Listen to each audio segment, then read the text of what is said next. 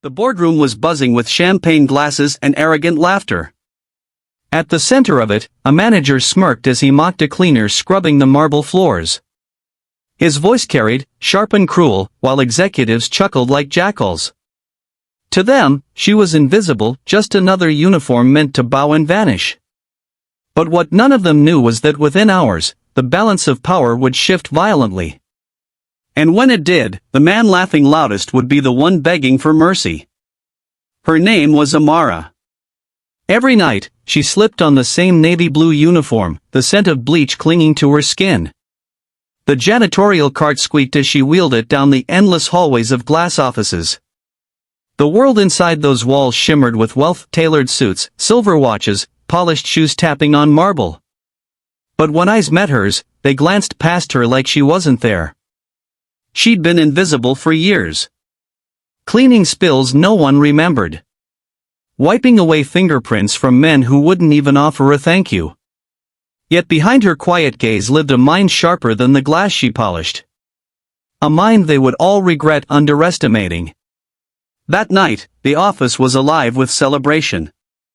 A multi-million-dollar deal had just been signed, and the manager at the center of it, Gregory Lang, was glowing with smug satisfaction.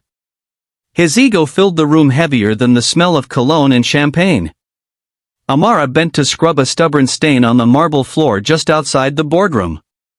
She didn't mean to overhear, but his voice thundered over the music. "Look at her," Gregory said, pointing at Amara with a mocking grin. "Imagine working all your life just to wipe floors for people like us." The room erupted in laughter, cruel and sharp. Glasses clinked as though her dignity was a punchline. Amara froze. The sponge in her hand trembled. Every laugh drilled into her chest, each one branding her as less than human. She forced her face to stay calm, but her blood surged hot, a tidal wave pressing against the dam of her composure. What would you do, standing there, laughed by a room full of people who believed you were nothing? Would you swallow it down, or strike back? Gregory didn't stop. He leaned closer, whispering just loud enough for everyone to hear. "You know what the company should do? Hire more like her. Cheap labor. Easy to ignore." The laughter turned darker, sharper, knives disguised as jokes. Amara straightened slowly. For the first time, her eyes met Gregory's. He expected submission. What he saw instead was a calm, unwavering fire that unsettled him for reasons he couldn't explain. The room quieted for a beat. He cleared his throat, brushing off the strange silence, and waved his hand. "Back to work, cleaner. Don't stand there like you own the place." The irony burned her lips. She almost laughed herself. Because the truth was, by morning, she would own the place. Amara left the boardroom without a word, her footsteps steady, the hum of fluorescent lights filling the corridor. Every sound echoed sharper than usual, the pop of a champagne cork, the shuffle of leather shoes, the shallow laughter behind her. She wheeled her cart back into the supply closet and shut the door. For a moment, she leaned against the shelves, chest tight, the bitter stench of chemicals mixing with her breath. But then, she smiled. A quiet, dangerous smile. Because in just a few hours, she wasn't going to be their cleaner. She was going to be their CEO. The elevator ride down felt endless. Each floor chimed like a countdown. Amara watched her reflection in the steel doors, uniform wrinkled, eyes shadowed, hands rough from years of scrubbing. Yet beneath that disguise lay the architect of a future they couldn't imagine. She had waited, studied, and planned. Silent years of humiliation had sharpened her like a blade. Every insult was fuel. Every laugh had carved her resolve deeper. And tonight, because Gregory chose cruelty over silence, his empire would crack before sunrise. When she stepped into the cool night air, the city roared around her. Car horns blared, neon signs flickered, the smell of gasoline and street food hung heavy. She pulled out her phone, thumb hovering over a number she had memorized long ago. A single call. That's all it would take.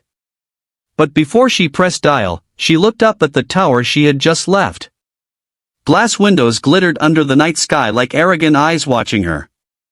How many of them thought they were untouchable?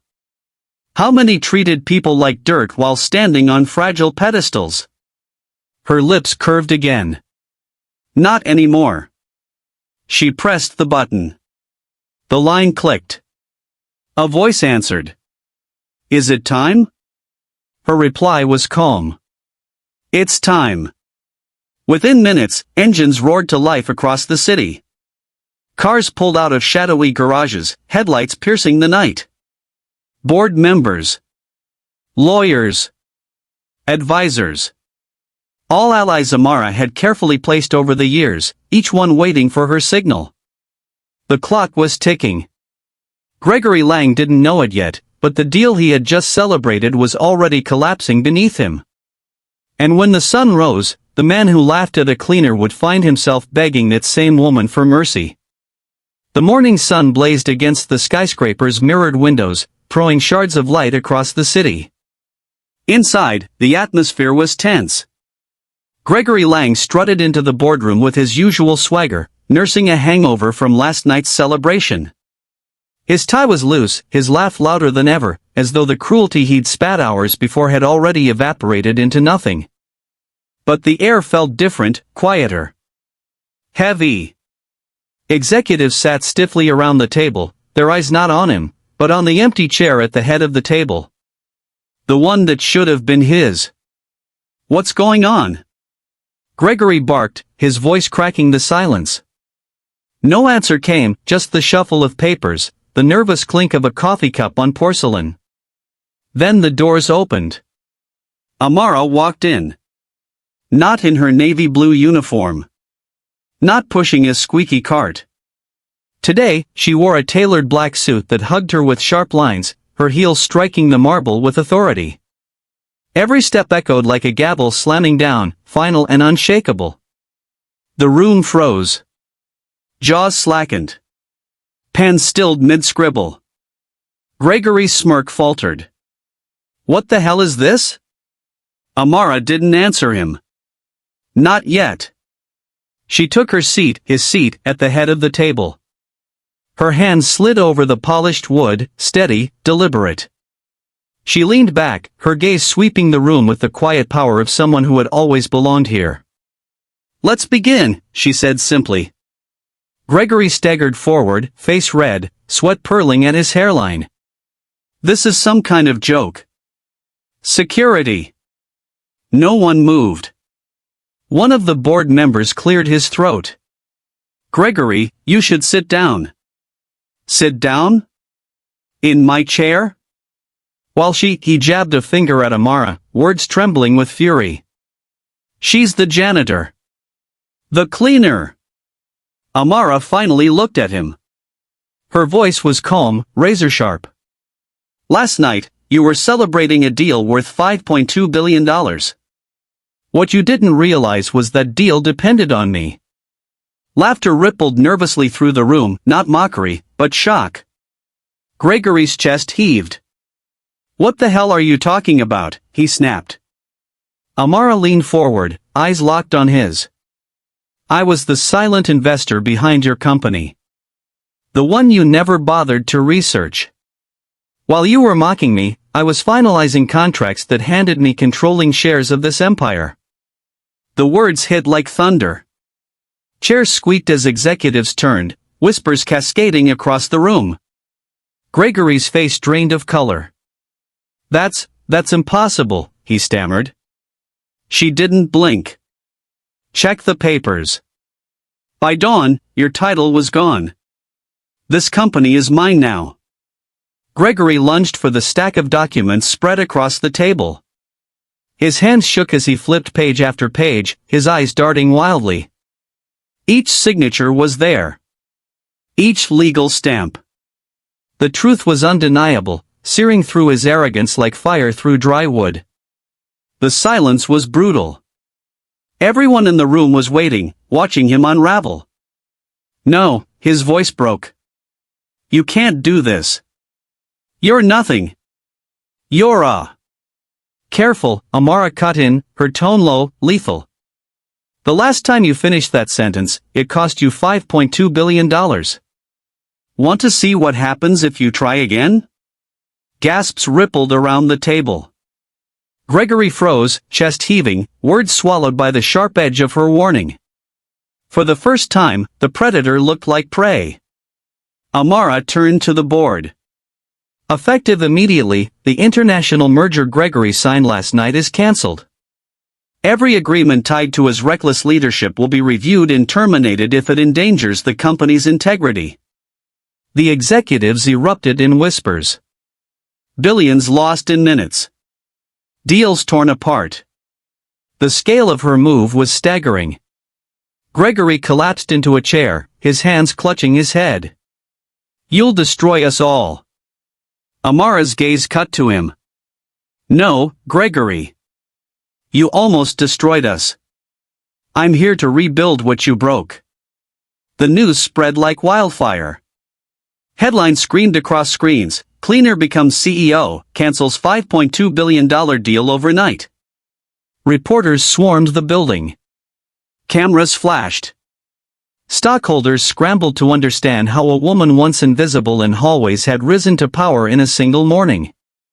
But inside the boardroom, silence hung thick. Amara stood by the window, looking out over the city she once cleaned from the outside in. The glass was cool beneath her fingertips, a symbol of the barrier she had crossed. Gregory slumped at the far end of the table, a broken figure. His laughter from last night was a ghost now, hollow and pitiful. She turned to him, her voice steady. Last night, you asked why someone would work their whole life just to wipe floors for people like you. The answer is simple, because people like you assumed they had no other choice. Her words sliced the air. No one dared to breathe. Remember this, she continued. Every person you look down on could be the one holding your future in their hands. Gregory's eyes shimmered with rage and despair. He wanted to speak, but no sound came.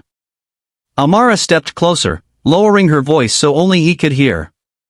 Last night, you laughed at me. Today, you work for me. Don't forget who writes your paycheck now. She walked out, heels striking like drums of victory, her reflection sharp in the glass walls she once polished with her bare hands. In the lobby, reporters shouted questions, microphones stretched toward her like spears. She paused only once, lifting her chin, her voice carrying the weight of justice. Power doesn't belong to those who mock.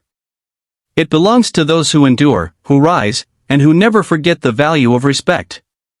The crowd erupted, cameras flashing like lightning.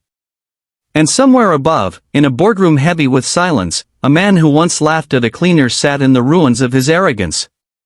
Because in the end, the floor he thought she scrubbed beneath him had risen to swallow him whole. Would you have stayed silent in Amara's place or struck back the way she did?